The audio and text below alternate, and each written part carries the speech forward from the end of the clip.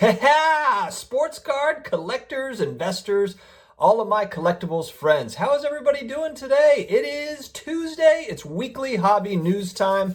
I look forward to this one every week. It's fun to do. We talk about all sorts of different news things. Sometimes I get a little bit off topic, but you know what? You guys lose this game or did the Jazz win this one?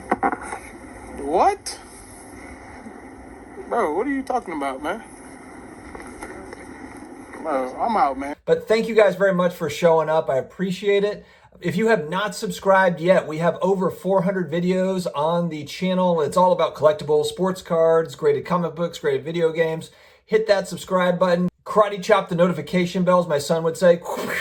And let's go ahead and get started. All right, guys, not related to sports cards, but I wanted to just kind of point this out as a piece of news. Tesla purchased over $1 billion of Bitcoin yesterday over the last couple of days, which is kind of like, who cares? Well, it's kind of a big deal. I mean, it's something where it's not really happened. I know Elon Musk is really kind of the innovator in our country right now. He's a big time innovator, very respected. He said that Tesla will accept Bitcoin for payment in limited supplies, not for everything. There are limits to it, but just the fact that that's kind of opening its door to more and more people. A Bitcoin now, one Bitcoin is $44,000. In 2013, one Bitcoin was $22. $22. You talk about a missed opportunity, man. But the reason why I bring this up, and I don't own any Bitcoin, zero, by the way. But the reason why I bring this up is because it just kind of plays into, is the world changing in front of us and we're just not ready to see it yet? I don't know if that's the case. I'm speculating. That's why I like talking to you guys about it and getting your feedback. Sports cards and Bitcoin, not the same thing. It's not. But what both of those things do represent is alternative investing, alternative assets. You know, Bitcoin is an alternative asset. It's a currency that has not really used yet, but is traded among Bitcoin owners. It's on an exchange. Sports cards, really, no one really wanted to talk about investing in sports cards a couple of years ago. It was kind of like in comic books and, graded action figures, like nobody was talking about that. And now all of a sudden, it's gaining more and more ground. Although, collectibles as a whole are exploding. 4, Golden State is 3. Rondo 3, up high and off the... Oh! Caruso parachutes in! You cannot stop him! You can only hope to contain... 13... And so, that's where I'm just kind of wondering, is this here to stay? And I'll be honest with you guys, I'm going to make a separate video on this. I do think that it is. I don't know what capacity it is, and I'm not saying every collectible is going to be, a good investment down the road. But do I think that this thing is changing the landscape of personal finance and finance? I do think so. I think it's going to be taken seriously. I think once people kind of see that there is a lot of money to be made, and also it's fun. So you have the fun and there's money to be made. It's kind of a perfect storm of events. And I just don't see why people would leave that. That's the thing. Now we're in it.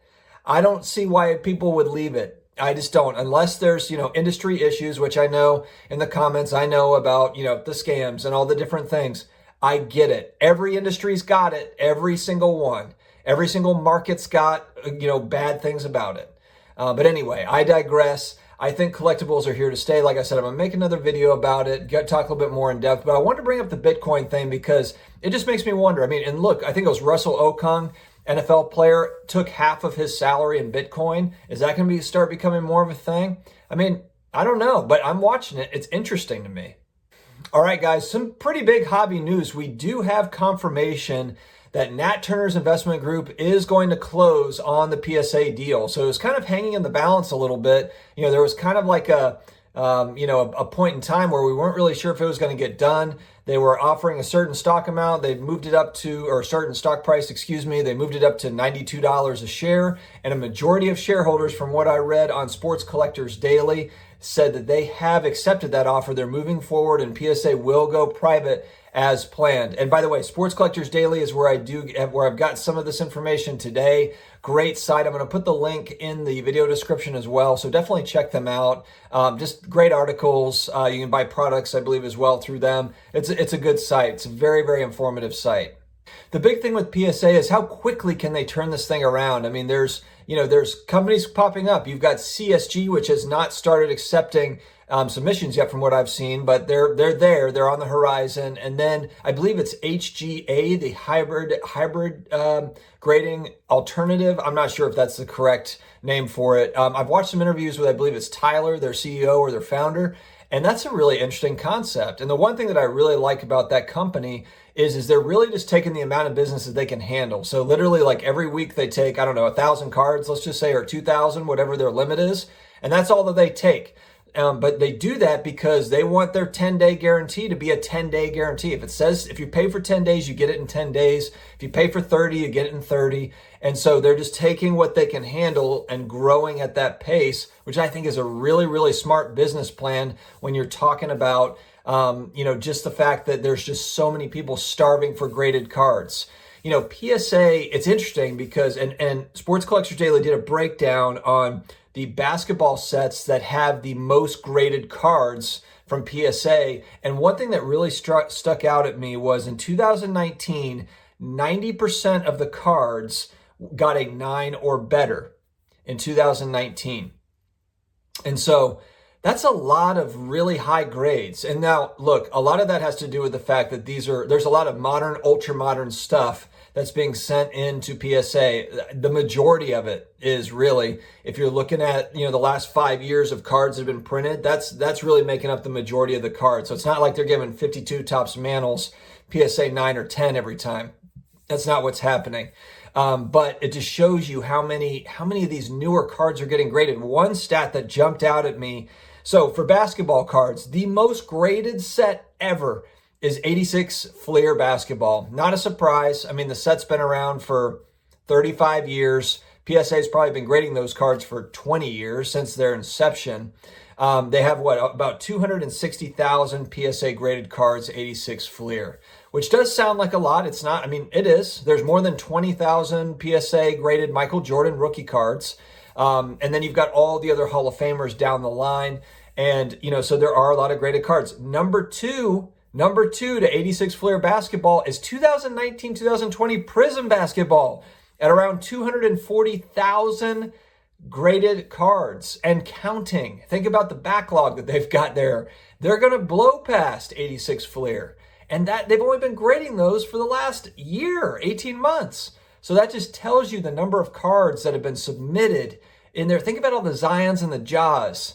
I tell you what, before I'm going to wait to buy Zion and Ja because I want to wait for this stuff to come back. And I'm not really in the market for Zion and Ja anyway. But if I do decide that's the route I'm taking, I'm just going to wait a year and let the supply hit. That supply is coming. It's already there, but it's really coming. I think third behind that set is 2018 Prism. Or no, actually it's either 2018. No, it is 2018 Prism. And you also have 88, 89 Fleer basketball as well, which was graded pretty heavily. But 2018-19 Prism has 160,000 graded cards, and that's the Lucas and the Trays, etc. And then after that, it's 2019-2020 Mosaic basketball.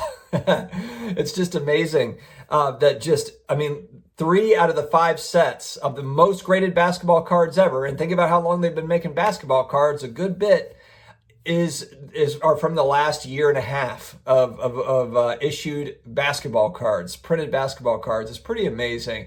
But when you're thinking about the supply and demand that goes along with that, it just opens your eyes a little bit. So I'm going to hold. Another reason why I'm holding on modern, except if I'm going to buy modern, it needs to be something that's fairly scarce. And that's why I think you do see a lot of people going more towards the selects or maybe the revolutions or something, kind of a lesser set that maybe isn't being graded as much or just not as available as Prism or I guess Mosaic. I didn't even realize that Mosaic was going to be on that list, but it is.